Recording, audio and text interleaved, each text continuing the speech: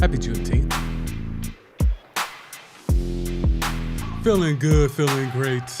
Feeling great, feeling good. How are you? Welcome into Timeline T. I'm your host, D Sam D, aka Sanduzume Jr. Oh, they wanted me to. Now I gotta pull up. Holiday be damned. I gotta pull up. So here we are. You see the title, you see the topics. Brad Beal to the Phoenix Suns. It is all happening. We are tapping in. Thank you for pulling up on a Juneteenth federal holiday. Okay, Brad Beal to the Phoenix Suns. Then we'll get into some super team or nah. And then we got some Dame. Is Dame staying? Yes or no? We'll be here for an hour. It's a holiday. I'm not trying to keep y'all too long, but I definitely had to come in and do what I got to do one time for the one time. You see, Corey's even blessing us, and he wants me to get right to it. Be easy. Want people to pull up. The alert just went out, so hopefully people are getting that, and they'll be pulling up. All right. See, we got some people filing in. Appreciate that. All right. So because it is a holiday, no need to preamble. Y'all know why y'all here. Brad Beal to the Phoenix Suns. So, all right. Let's get right into the screen. Nepotism at its finest. Now, this doesn't have a lot to do with the actual deal itself in regards to Bradley Beal now being a member of the Phoenix Suns, but we cannot ignore the fact that nepotism certainly played a part. How would you like to do this as a Father's Day gift? Yo, Pops, guess what I got you for your job? What, Brad Beal? 3-time All-Star. That's who I got, you know what I'm saying? I'ma just bless you with this 3-time All-Star, you know, a guy that has played for Team USA, so on and so forth. So here we go. The Phoenix Suns make the deal. They jettison the point fraud. So instead of waiving the point fraud and giving him the utmost embarrassment, they instead package him with Landry Shamet, a handful of second-round picks, and some future pick swaps, and they ship his ass to Washington. So here we go.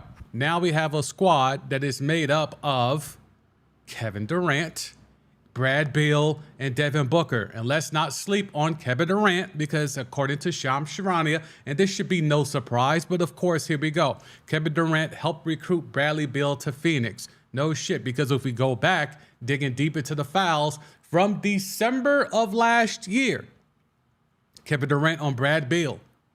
He's a Hall of Fame All-Star player. Take that away from your team. You're trying to figure out where that impact's going to come from. So, KD was already stirring the pot from December. You know the texts were already flying. It doesn't always have to be dramatic like the habitual nut hitter Draymond Green crying in the parking lot of Oracle, wishing upon a star for KD to come pull up. It could be as simple as a simple text, or it could be a subliminal sent via the media. Brad Beal's a Hall of Fame All-Star player. On what planet, bruh? What planet is Bradley Beal in a Hall of Famer? I mean, the NBA Hall of Fame is weak as it is. It's weak sauce off rip. But you're telling me we're getting down to the point where Brad Beal is a Hall of Famer? But we know that's just KD doing KD things, so we let it rock. So what was the reaction from around the NBA? Your man's Nurkic from Portland. Brooklyn situation all over again. People are laughing at this deal. As much as the media and NBA Twitter is hyping this thing up, super team. Nuggets are in trouble now. People in the game are like, this is just KD being KD. This ain't nothing. This ain't nothing new. This ain't nothing special. This is just KD refusing to go to a team where he has to hoop with inferior talent.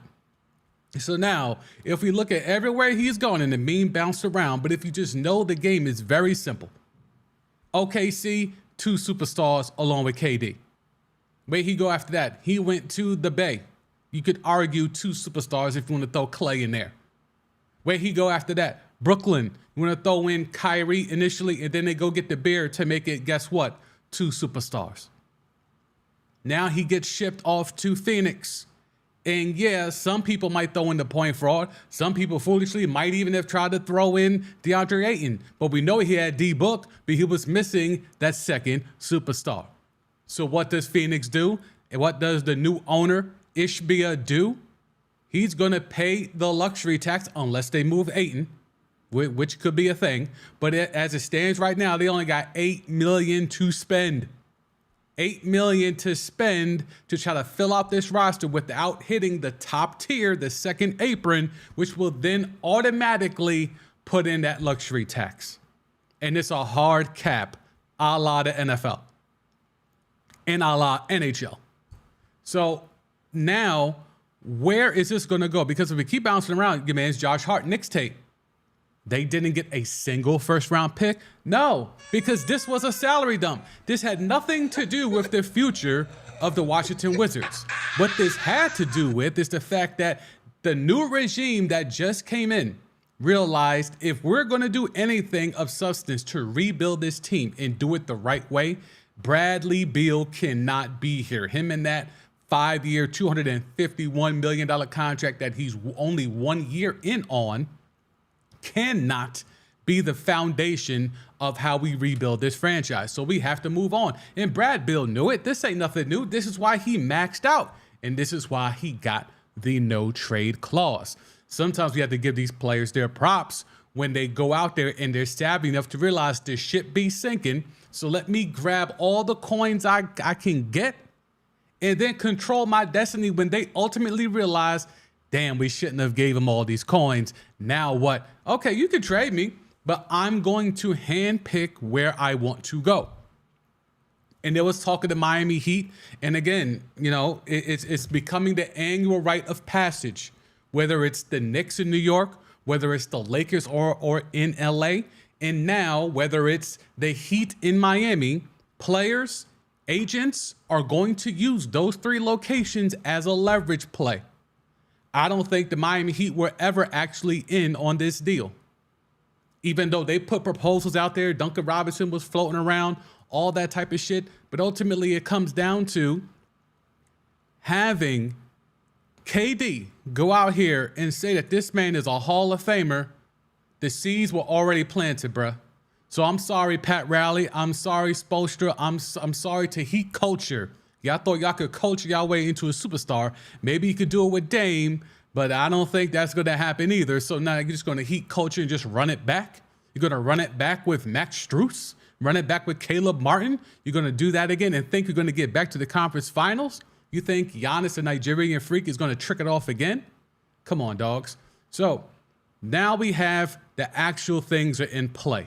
We have Brad Beal now with Phoenix, KD, D-Book. Now that opens up a slot. Does Dame really want to go to Miami? Does Dame want to stay put? What's going to happen with the point fraud? And you see Corey here in the chat asking point fraud to the Lakers or to the Clippers. Now, everyone of note, blue check boys and girls, are saying the Clippers are in the lead. Now, here's my question for that. Why would the point fraud go back to the Clippers when he could right what he feels is the major wrong in his life?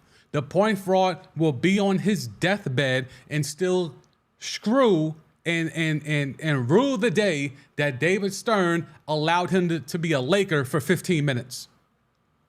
Why would he take a trade or accept a deal with the Clippers when he can right the only wrong? I feel, from what's been insinuated, no reporting here, but just what's been insinuated, that it makes the most sense for him to go to the Lake Show. Now, the Clippers might end up being the thing. It can happen, right? But ultimately, I think the way he wants to move, he fits in better with the Lakers than the Clippers.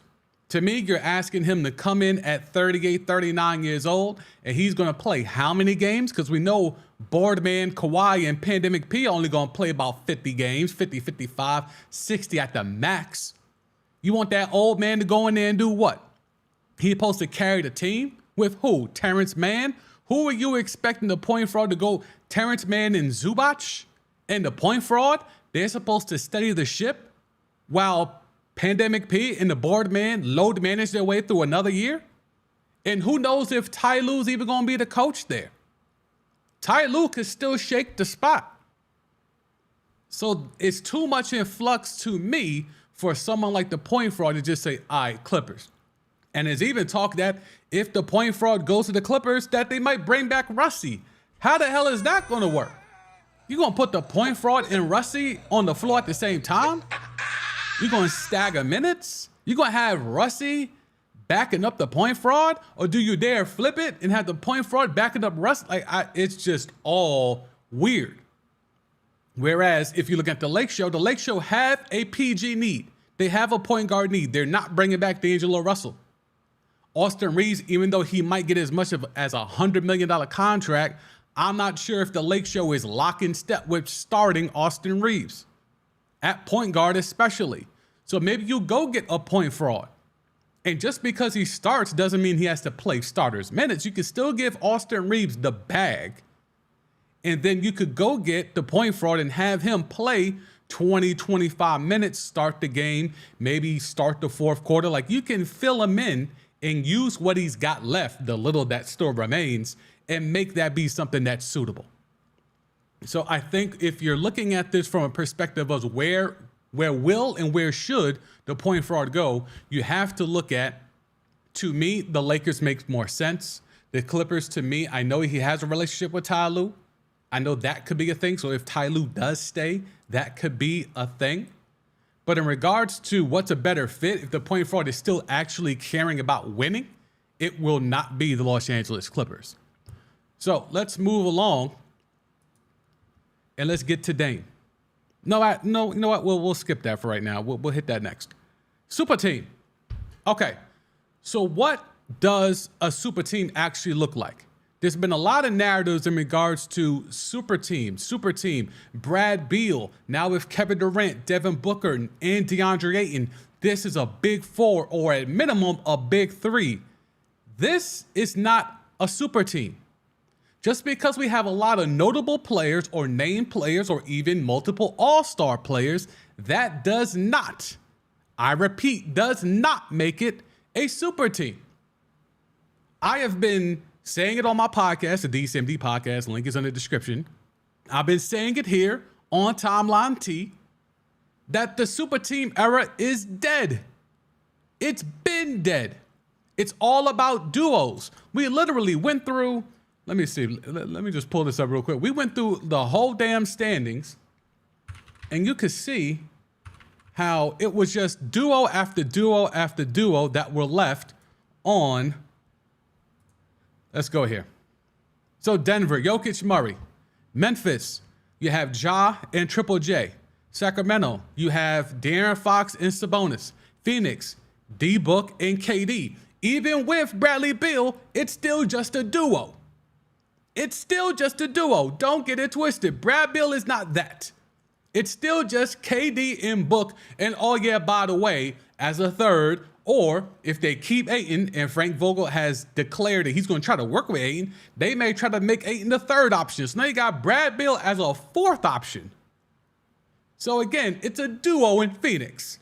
Don't get swept up into the hype of all-stars and big names and notable players. The Phoenix Suns are not a super team. They're still just a duo. So you got Book and you got KD. Clippers, Boardman and Pandemic P. Warriors, I say it's just Steph, because Clay is a shell of what he was. Wiggins is not that. Habitual nut hitter. He declined the player option. Who knows if he even comes back? It's just Steph. Lakers is Bron and AD.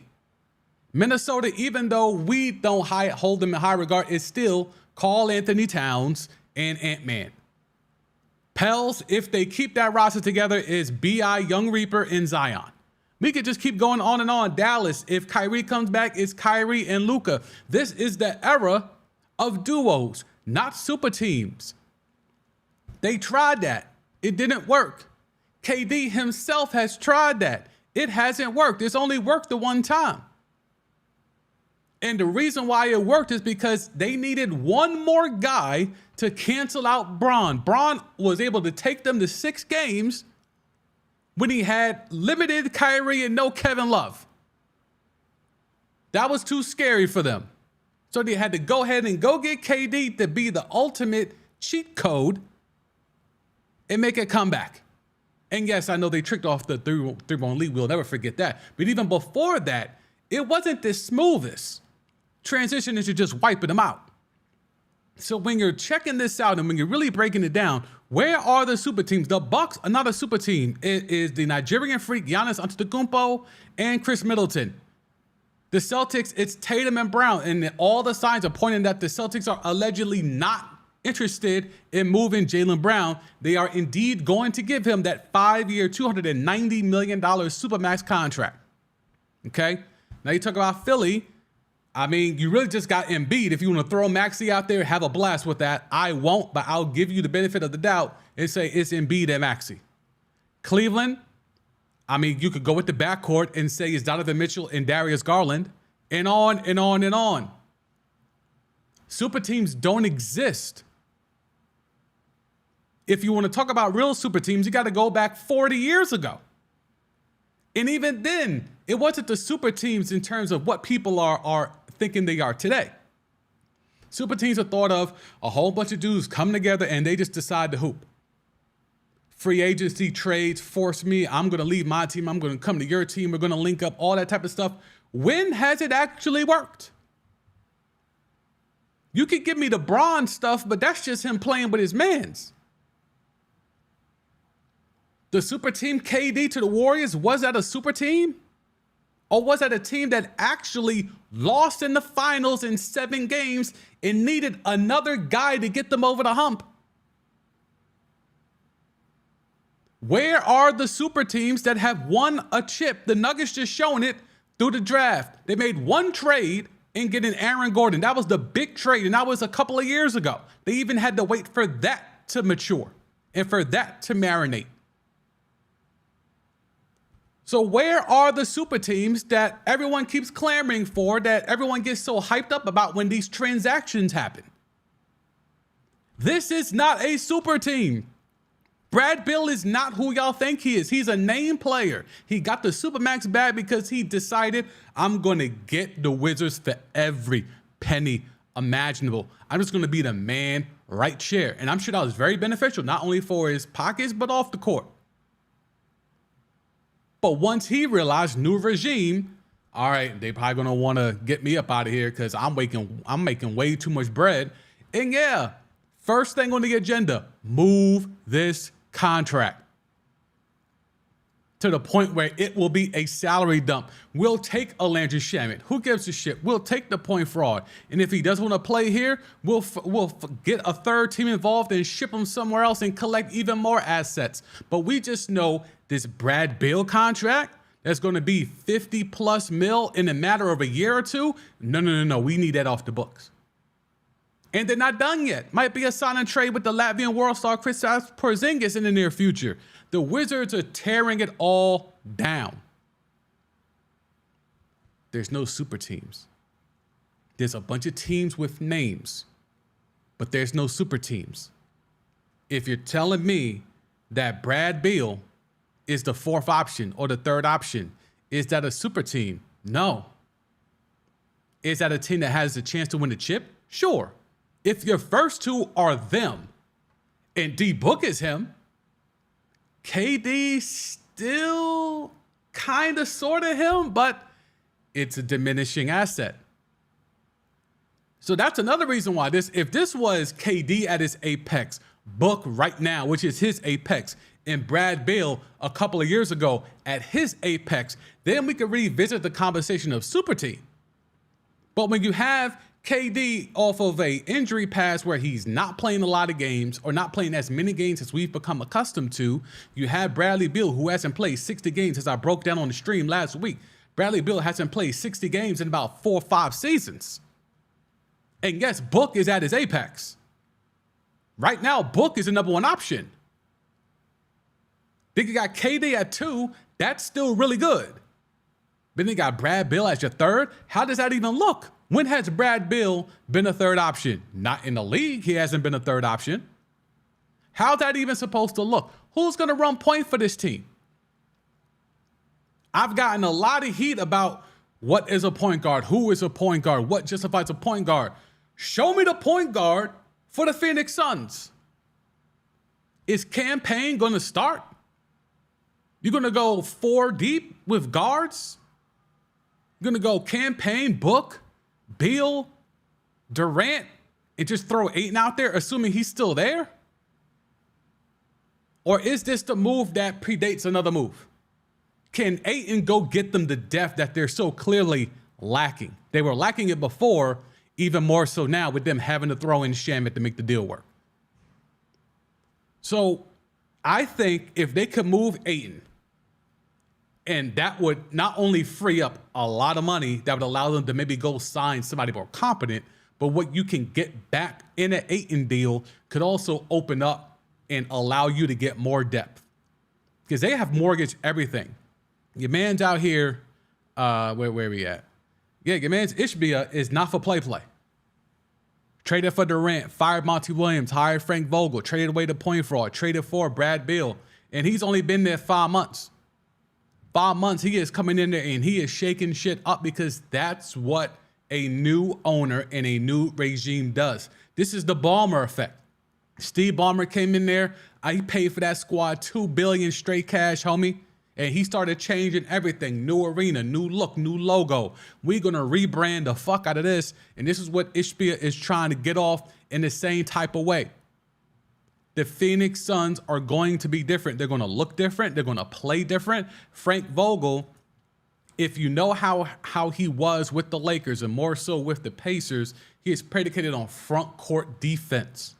DeAndre Ayton looks the part, at times could play the part of what would be a prototypical big that will flourish under Frank Vogel. The problem is it's DeAndre Ayton.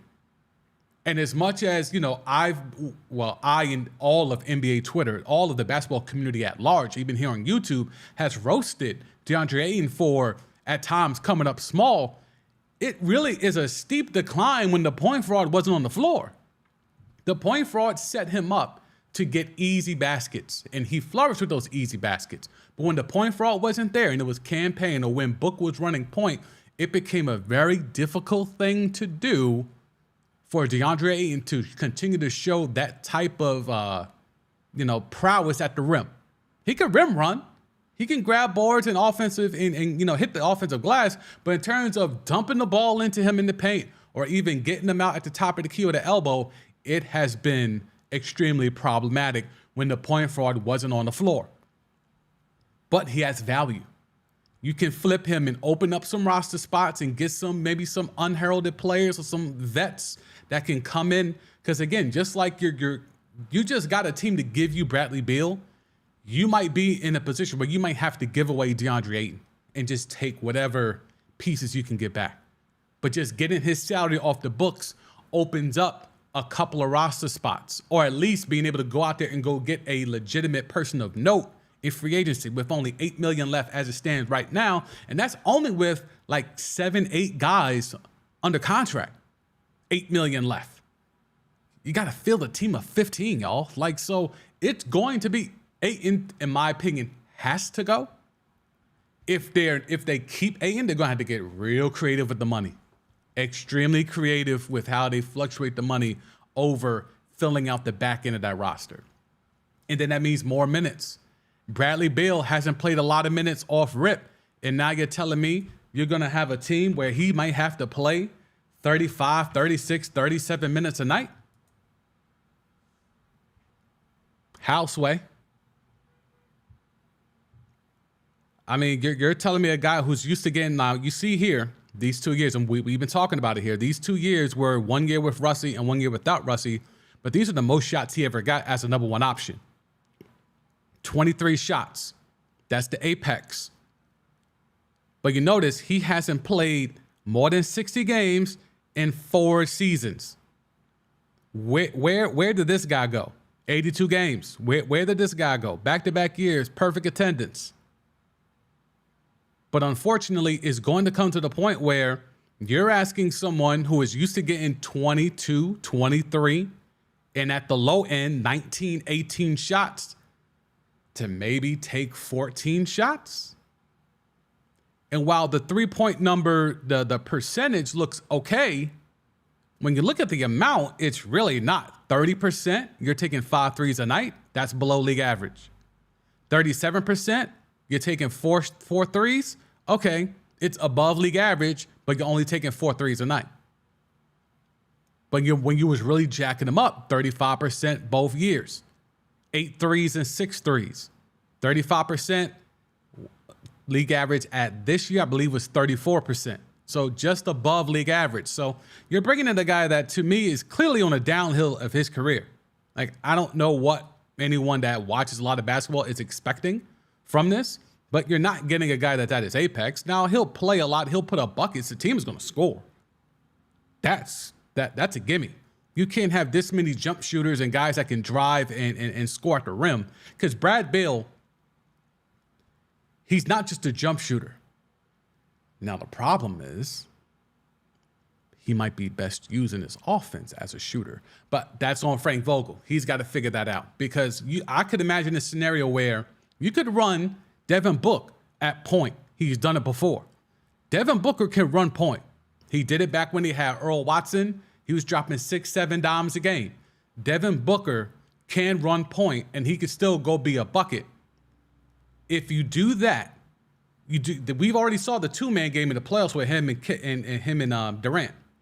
If you do now a two-man game with Durant, whether you blitz, you trap, you drop, any type of thing that caused the rotation to move, now you got someone in Brad Beal who can be a dead-eye shooter, or can be someone who could be aggressive and attack the rim.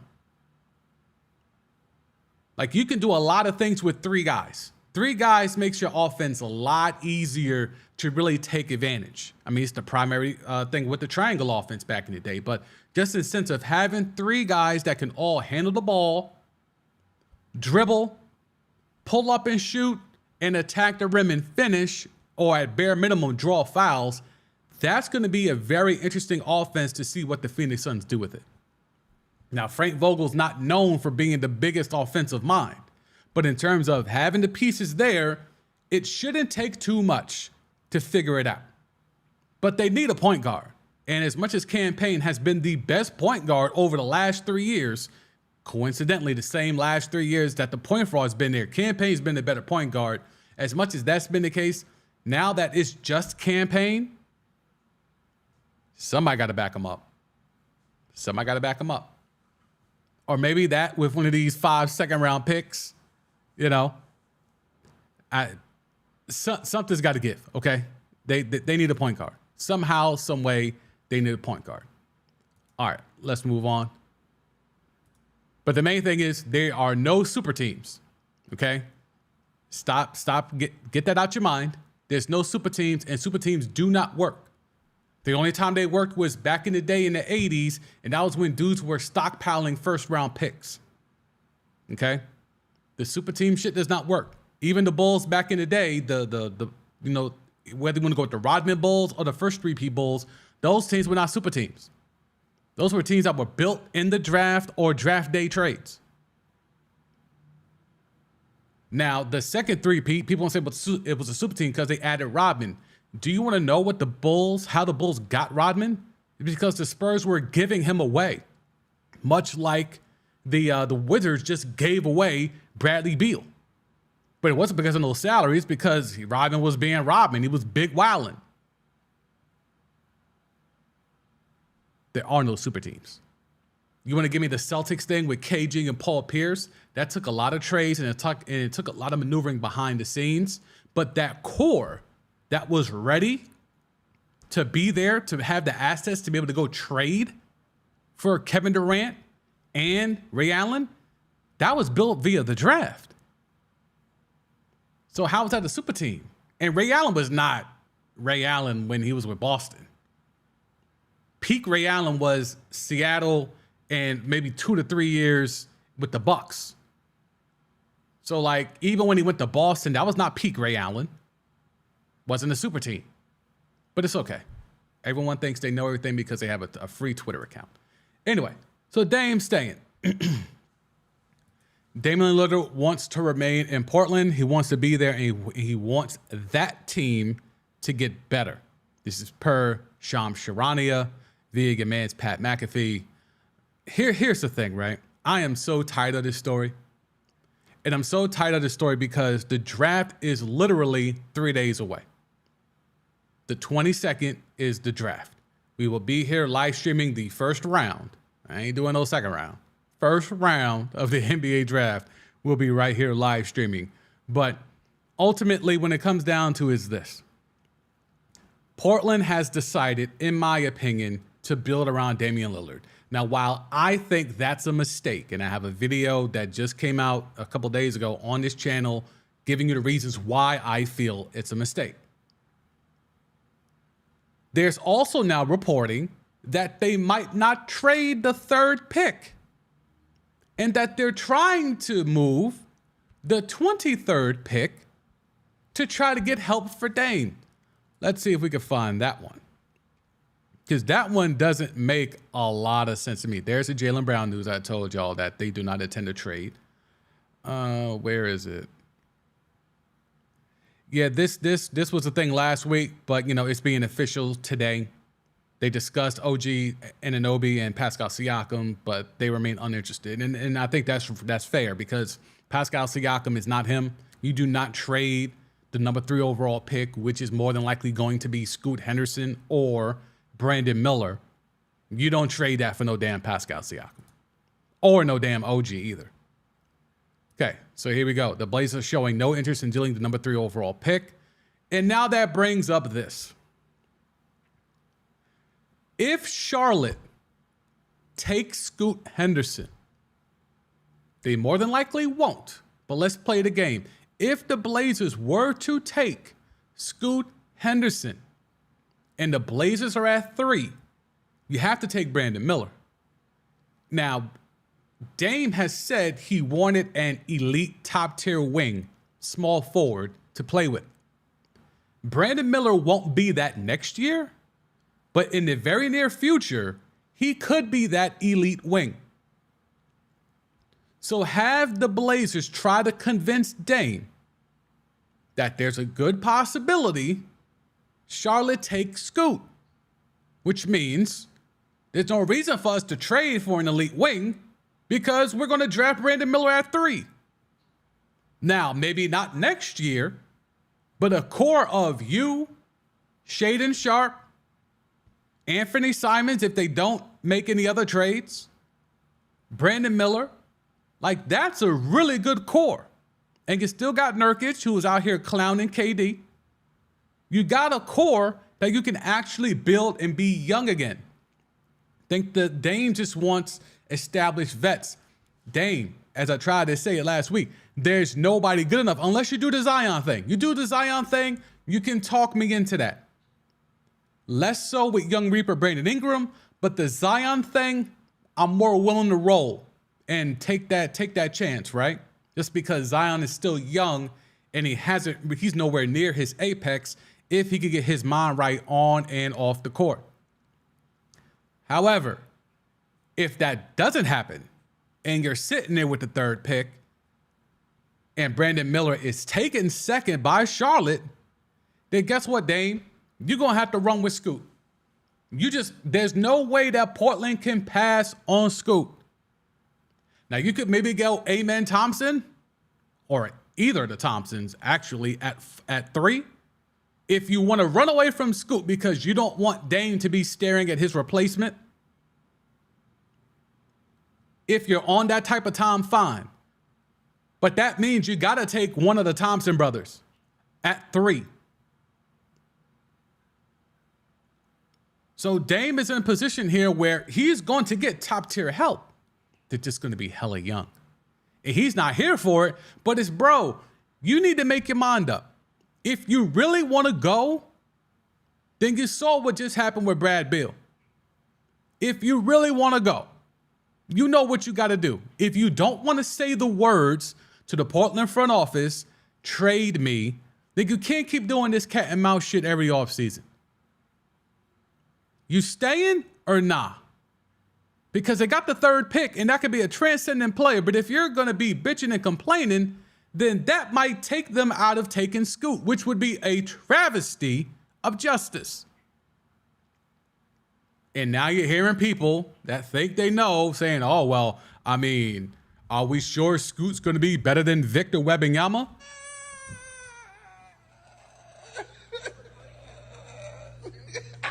I've been here for a year asking that question. I literally have been here for a year asking that question. But anyway, so Portland is all of a sudden now not trying to make that move. Here's where, and here we go. We're talking about the 23rd pick. Portland is dangling the 23rd pick in hopes of finding help for Damian Lillard. Now, let's go ahead and let me see. Come off that. Let's get the mock draft up. Again, because who are you going to trade? Like, I don't understand. Who are you going to trade for at 23? That's going to be help for Dame. Okay? 23. And this is the Knicks pick. Okay?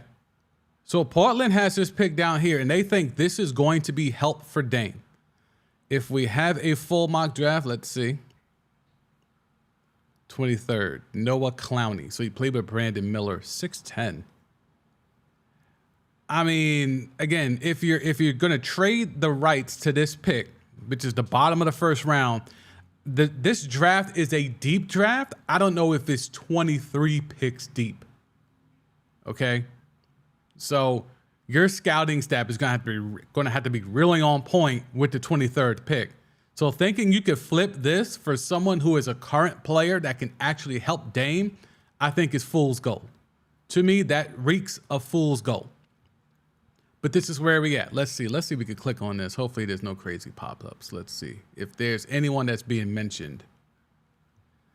In an attempt to appease Heat target Lillard and Beal contender, Blazers looking to make deal for vets with not only third pick, but also 23 pick. So they're trying to get a vet with the 23rd pick? That's nasty.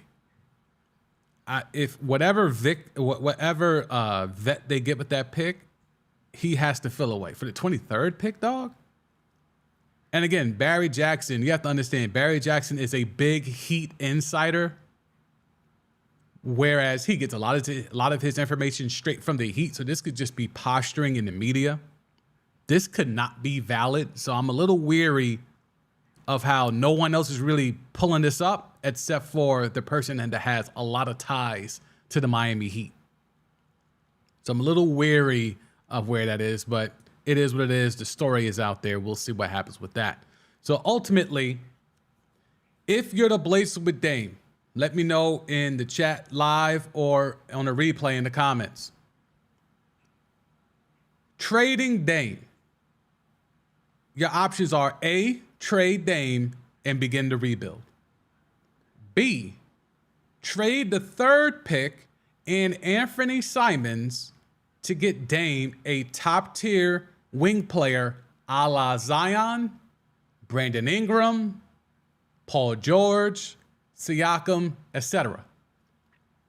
Or C, try to go get a low-level vet with the 23rd pick, keep the third pick, i.e. Scoot, but you may have to put Anthony Simons and the 23rd pick to go get a lesser wing player.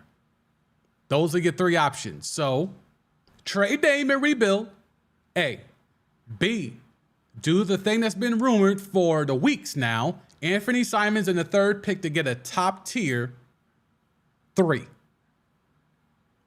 Or Anthony Simons and the 23rd pick, and maybe you get a mid-tier 3 to help Dame. Which one would you do? A, B, C. In the chat, you can let me know.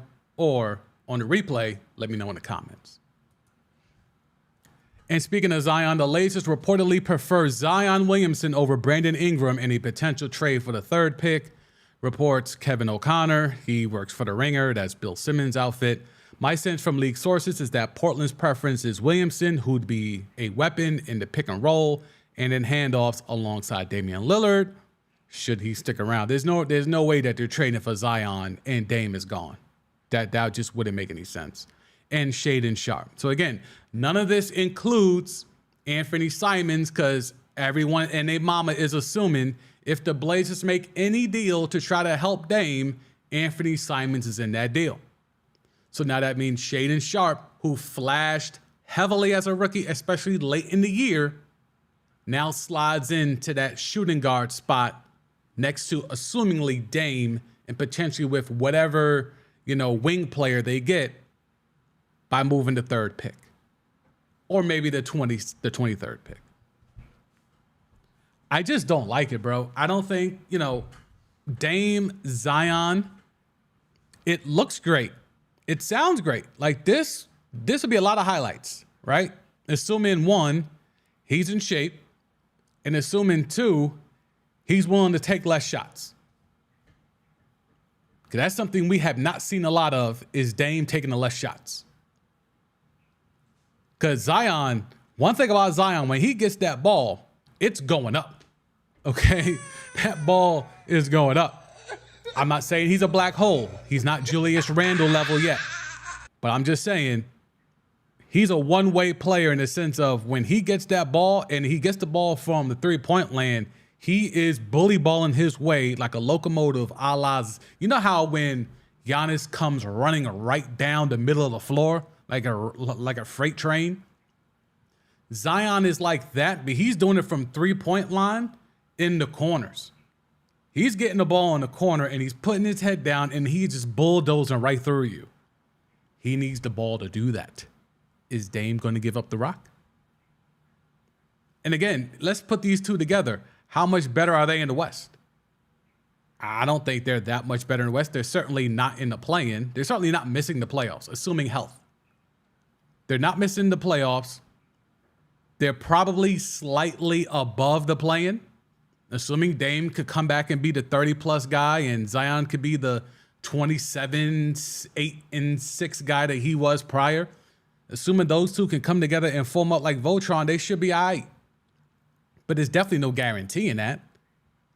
So I don't know how much you want to put on that, but ultimately, I don't think that highly of a Zion-Dame partnership. That is a duo, though. It's not a super team. It's a duo, though. But Shaedon Sharpe could really go, yo. He can really play, man. Shaedon Sharpe. But he needs the ball, too. Now, if he's in the lab this summer, just bombs away from 3 and like working it, kind of like Scoot is now working with Steph Curry. Here's why the Scoot thing is scary, right? Everyone's kind of catching on to it now because like, oh my God, he's working with Steph. So that means he might work on the 3 ball and be crazy. Let's take that out of it. He was going to be crazy regardless, okay? I'll keep saying it because everyone is coming with their own narratives that sound very similar when they talk about Scoot. People watch a few highlights now on ESPN and places like that, and now they think they know Scoot. As someone that actually was watching G League games because I wanted to watch Scoot. He has the athleticism of a Ja, of a young Russie, of a ACL tear Derrick Rose, combined with the facilitating ability of a Rondo, of even a point fraud. I'll even throw the point fraud in there. If you give him a 3 ball, y'all don't hear me. Y'all don't hear me when it comes to this Scoot shit. He can jump out the gym right now. And he could dish it and he could facilitate. It's not just getting assists. Don't get caught up in, oh, he's a point guard because he can get a lot of assists. That's not being a point guard. It's a piece of it. It's an aspect. It's a percentage of it. It's an attribute of it. But it's not the totality of it. I've watched Scoot run offenses. It's not just standing and holding up a finger and then the play happens. It's understanding the ebbs and the flows of rhythm. That's why, to me, it's like, yeah, somebody might average 6, 7 assists, but that don't make them a point guard. That just means they know how to pass to the open man. They might get double teamed and they swing it to the open dude. That's not point guard. That's not facilitating the offense. If that's the bulk of your assist, no. So Scoot can facilitate. He can jump out the gym. He can attack the rim with ferocity. If he gets that three ball, and he doesn't need to be Steph with it. I don't even know if that's physically, humanly possible. If he can give you 35%, 35, that's all I'm asking. 35%, that's higher than Ja. 35%, that's higher than Trae Young. 35%, it's not just spooky hours, it's scary hours. And I know Victor Wembanyama's 7'5", you gotta do it. You gotta do it. You give me a Ja Morant type with Rondo's brain and a 35% three ball, that's probably the better player. It's probably the better player. But I know 7'5", Big Vic, Big Wemby, you know, bonjour. I understand. But if you give me a 6'2", 6'3", linebacker-looking point guard that can jump out the gym and facilitate and got a 35% three ball, fuck! Y'all don't hear me, though. It's all good, man. Good luck to Big Vic, man. Good luck to Big Vic, bro. Like, I understand. I get it, but bruh. Man, listen. All right, so the Warriors, I don't know if they're bluffing here, but Draymond Green is declining. Oh, excuse me, the habitual nut hitter, aka Draymond Green, is declining his $27.5 million player option. So, you know, both Golden State and the habitual nut hitter expressed interest in a reunion following the Warriors' playoff exit. So here's the deal. And this is another thing we have to discuss. With a new regime coming in, and that's why Bob Myers kind of snuck out the door, because he didn't want to be the one to tell the habitual nut hitter, it's time, dogs, it's time. Clay, you want that extension? It's time, dogs, it's time. I built you up. I paid you well, overpaid you at times, but it's time, dogs. That luxury tax, it's here, dog. That second apron. Come on, dogs. Can't do it. Ultimately, the Warriors are going to have to decide, and Steph has already made it clear he wants them to run it back. And as the franchise, he should say that. And even with a new regime, they need to take heed of what the franchise player is saying. But if you're the owner, Joe Lacob, and I got to come out the luxury tax, and I'm coming out the luxury tax for whomst? Ishbia just bought a brand new toy. So he's just paying bread. He's throwing money around because he's trying to change the culture, change the atmosphere. He's trying to be on that Jerry Jones type level. He wants to be that type of owner. But the Warriors, they already had their run. They had it. They even squeaked out one more ring last year. They had their run. They're living off the residuals now. You want me to go into the red to bring back a clearly declining habitual nut hitter and an even more declining Klay Thompson? Just because Steph wants to run it back? When I got a Kuminga over there, a Moses Moody over there, a Ryan Rollins over there, a Patrick Baldwin Jr. over there? The hell I'm supposed to do with all those guys? Just because you want to keep running it back? Y'all made me gave Poole 100 M's. I ain't want to pay that, but we want to keep the group together, right? I mean, yeah, we should have drafted LaMelo, but that's not... Clearly, they blew that. Traded the second overall pick for 5 second-rounders just to go get Glove Jr. back. It's one of the biggest mistakes in the history of the draft, but no one wants to talk about because they revolutionized basketball. And they got the one last chip. The one last chip absolved them for the mistakes the front office has continuously made throughout this run. If they bring back the habitual nut hitter at his price or anything remotely close to it, that will be the end of that run. That run is done already. The run is done, right? They won off of guile, off of savvy. That shit was cool. They got away with it. I firmly believe they are not getting away with it again next year. I don't see it. Steph, another year older, even though he takes very good care of his body, allegedly, you know, the trash ass ankles are a thing of the past, allegedly, even though he has a flare up every couple of years, he has a flare up, but you know, still ultimately, those are a thing of the past. A. Wiggins, assuming his mind is right after everything he went through last year. I mean, we know what he is. The best you ever saw of Andrew Wiggins was what he gave you in the finals last year. That was peak A. Wiggins. That was all the pros of A. Wiggins and very few of the cons. But last year, even before he had the sabbatical, he reverted back to Minnesota A. Wiggins.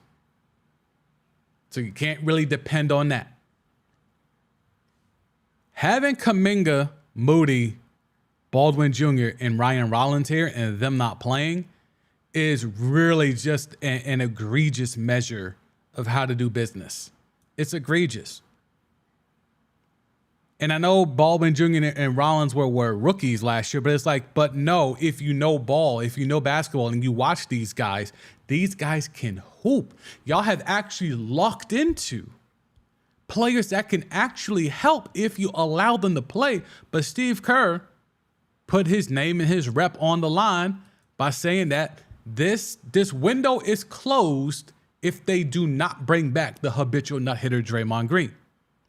So when you're stuck with that, then you might have to look at, well, damn, to help bring in more vets that are more win now players, we now might have to move a Kuminga.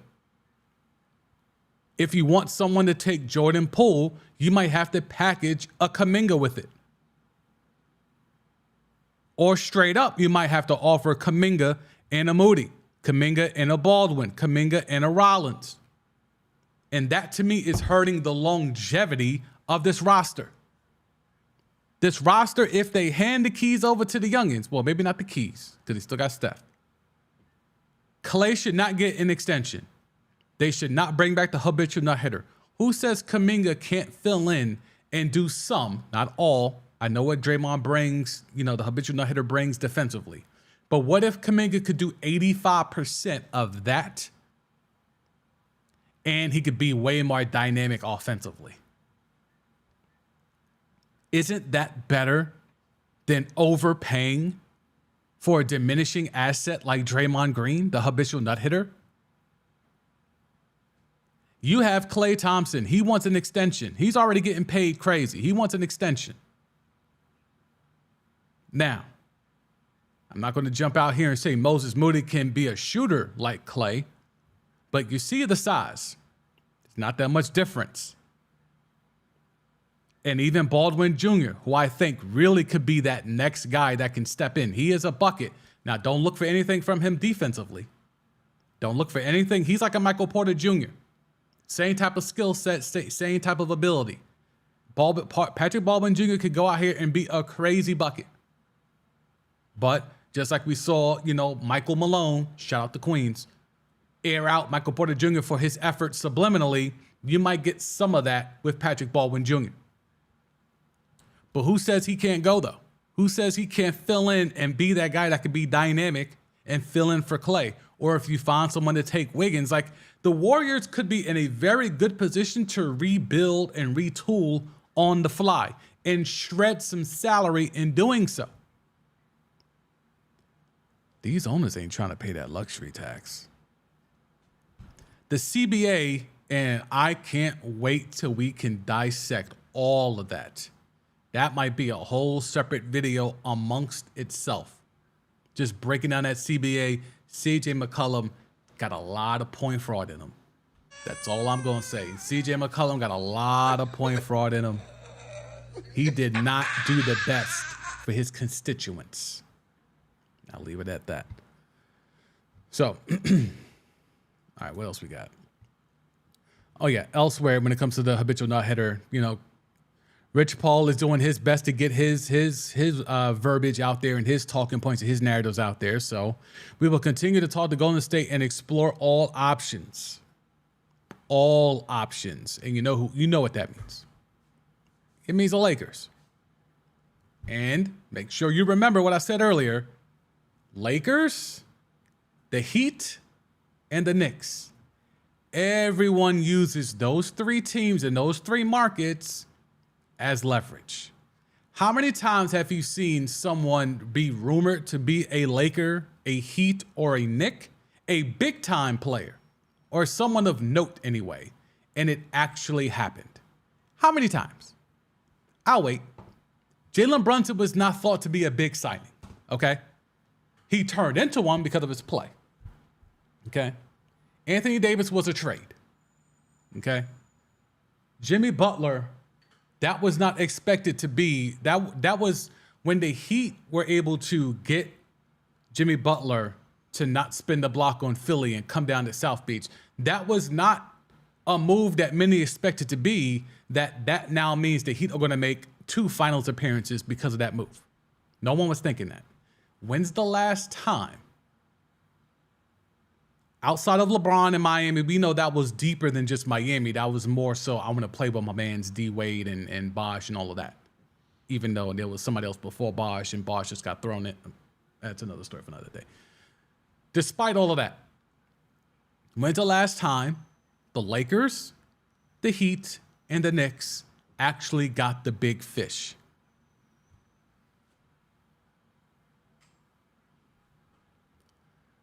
Let's see what else we got here. Okay, we'll go to the Ja stuff, and then we'll probably wrap it up. Like I said, I don't want to take up too much time on y'all on this Juneteenth. So Ja Morant, right? Ja Morant's camp reportedly feels like the NBA and the media are out to get them. Quote, I have heard indirectly that Ja and people close to Ja, perhaps, that's a big word here. It's a big word here. Perhaps people formerly close to Ja have this feeling that the NBA out to get them, that the media is out to get them. Well, who could this be? Perhaps people formerly close to Ja. Could that be Mans, who filmed the video in the whip, who Ja unfollowed on the gram? Is he out here being a source? So here's my opinion on this, right? It's really simple. Adam Silver could have did you the dirtiest of dirty.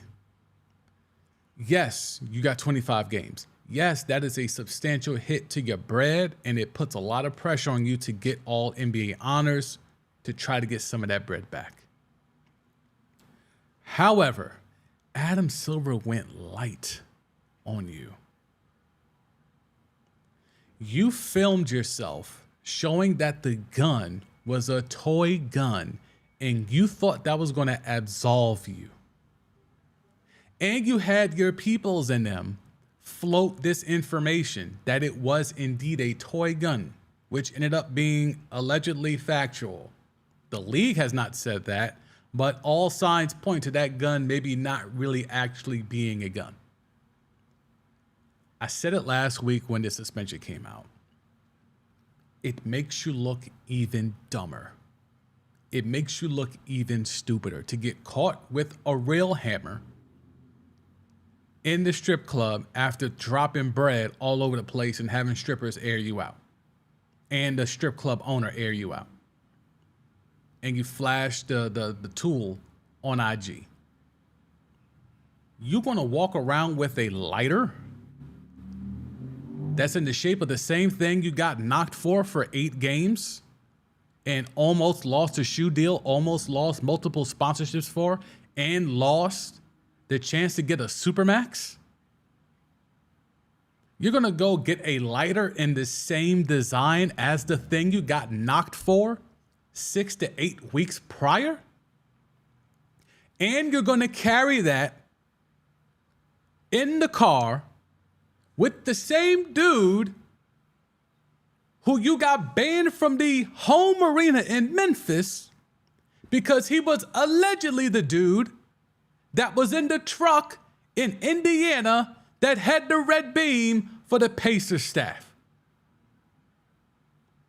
And then when that same dude who did all that has the phone out with the NBA YoungBoy playing and the IG live going, you felt at that time that was the best time to flash the tool, flash the hammer that you just got knocked for, even albeit a toy version of it, 6 to 8 weeks prior. But it's the media that's out to get you. Not the fact that you can't help yourself to the point where you can't have a real gun no more, so I'm gonna go get a toy gun? It's some of the most idiotic shit I've ever heard in my life. It's some of the most idiotic shit I have ever heard in my life. The fact that Ja is out here. Now, I'm all about the media creating narratives and calling them out for it. This is not that. Trust me, I'm locked and loaded. People who know me and know my content know I'm ready to do a trash narratives when the media is saying something that is clearly not the case. I am ready. This right here is not one of those times. Ja has nobody but to blame but himself. He has cost himself all this money. He has cost himself all NBA. He has done that because he had the mistake and he got the league's trust back by proxy, by default, by doing all the things. Doing the interview with Jalen, doing the press conference, saying the right things, going to rehab, disappearing a week and a half, doing breathing exercises. He came back and said all the right things. He was being coddled and protected by the same league that he is insinuating is out to get him. That same league coddled him like a newborn baby and gave him the perfect media rollout to be brought back into society. Now you're telling me because you were dumb enough to go get a toy gun as a lighter and you flashed that same thing on IG again, that's the league's fault? I don't want to be on no, right-wing shit, but dogs, that's you, bro. You did that shit to yourself, my G. I don't want to hear that. I don't want to hear that. I'm sure there'll be some people that look like me on this day, Juneteenth, that call me, all types of sellout names or whatever. But, bruh, that shit's on Ja. That shit's on Ja, man. If this was your son, you would be destroying your son. If your son did some silly shit and got knocked for it at work, but his job gave him a second chance, and then he spun the block and did the same dumb, silly shit with a little small, tiny asterisk, but essentially the same silly shit 6 to 8 weeks later, it'll be open fire on your son, pun intended. Come on, man. Come on, man. Stop it. All right, let's see. One last one. Nah, we'll save that for tomorrow. All right. Let me just make sure, spin the block if there's any news that came down before we get up out of here. Anything new? Okay, here's some stuff with the point fraud. Lakers only want the point fraud to sign a vet's minimum contract. Well, this might be possible because he's going to get 30 M's from the Wizards. Because the Suns did guarantee the contract, or they moved the money up in the contract. They moved up the deadline to guarantee the money. So he's going to carry 30 mil regardless. So once that happens, whether it's a buyout or however they work out the financials, he's going to get the bulk of that bread, if not all of it. So yeah, signing him to the vet minimum, that could work. That could essentially work. Here's more shade that indicates that Zion's probably gone. We'll touch on this and then I think we'll wrap up. Recent off-court events surrounding Zion have shocked high-ranking members of the Pelicans organization. I'll thumb through this. The organization recently fired. See, this is different terminology. This was not reported initially as a firing of Teaspoon. The organization recently fired assistant coach. Now, what was that, Friday? Either Thursday or Friday. This was reported as a parting of ways. Now the wording is coming a little stronger now that the dust has settled. The organization recently fired assistant coach Teresa Witherspoon, who was instrumental in the development of several young Pelicans, including Williamson. Those reading the tea leaves may surmise that Weatherspoon's firing was related to the team's issues with Williamson. I mean, we said that last week when it happened, so that's nothing new. That's why you tune into Timeline T, because you see all this shit that's happening today. We talked about this Thursday and Friday, because you don't have to be, not to say that, you know, anyone can do this, what I'm doing right now, but if you know the league inside and out, when you saw the Teresa Witherspoon parting of ways or now firing, that's definitely a red flag. Like, oh, that Zion shit is real. And I can tell you from people that I know, calls have definitely been made from the Pelicans' end in terms of trying to move Zion. Okay, that's about it. And the Jaylen Brown stuff, but we talked about that. All right. Go enjoy y'all Juneteenth. The barbecues should be up and running. I'm about to go hit a few myself. So I appreciate y'all for pulling up on this Juneteenth. We'll be right back at it tomorrow. Same time, same place, 4 p.m. Eastern. If you have not subscribed to the channel, I would appreciate it if you do so. If you have subscribed, I would appreciate it if you hit the like button if you haven't already. The algorithm likes it, so therefore I like it. And yo, appreciate y'all for pulling up on this holiday edition of the Timeline T. I am D. Sam D. Say this is me, Jr. Peace.